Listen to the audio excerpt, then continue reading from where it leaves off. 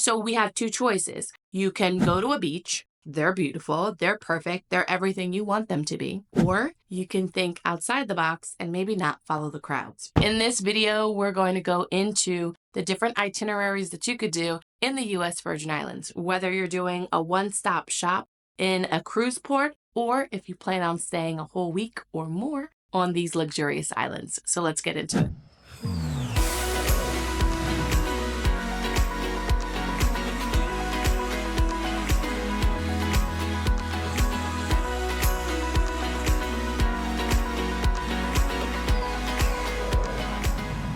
The subject of my own personal honeymoon keeps coming up. My husband and I decided on going on a week-long cruise. I wanted to be in as many countries as possible during my honeymoon, and this was the best way for me to do that. But one of the stops that we did on our honeymoon was to the Virgin Islands, specifically to St. Thomas. And you really can't go wrong in the US Virgin Islands because there's so many different options for you to choose from. More and more of my couples are actually venturing off into the Virgin Islands because they're realizing there's a lot of benefits to traveling to the US Virgin Islands because, heck, you don't need a passport.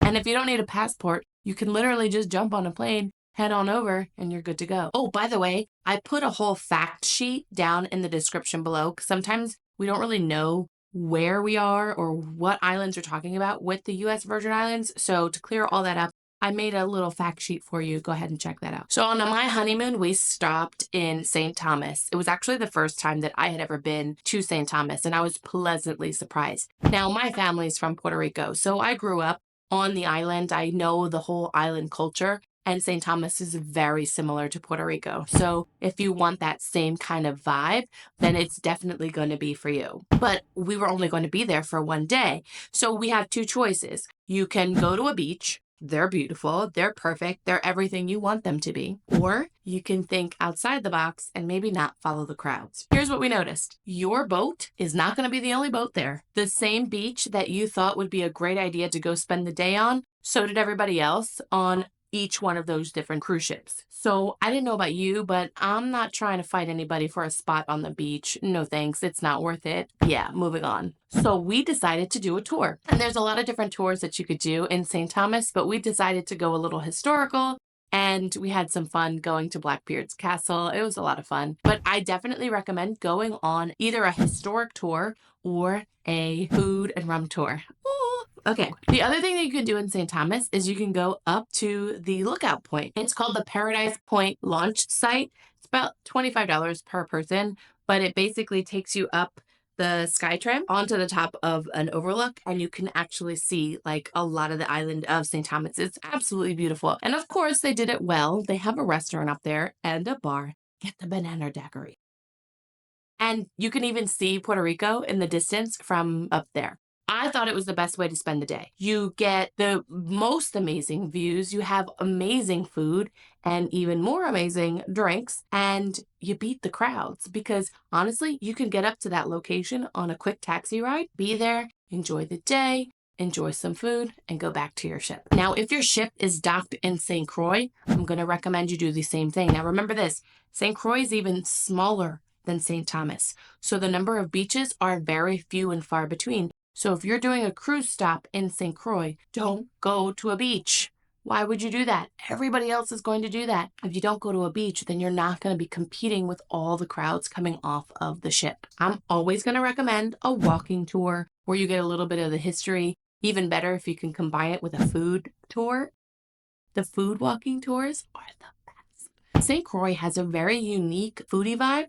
They're Caribbean, African, and French kind of mixed together. Yes, please. You can actually even check out the Cruse and Rum Factory. You say rum, I'm going to be there in about a second. If you're planning a longer stay on the US Virgin Islands, then I'm always going to recommend that you stay in St. Thomas. It's the largest of them all, and it has more accessibility. More importantly, it has more options for resorts for you to choose from. Now, keep in mind, all of the US Virgin Islands are not like Mexico or other islands in the Caribbean. They do not have all-inclusives. The very one or two all-inclusives that they actually have are the super duper high-end, top-of-the-line luxury villas or luxury locations.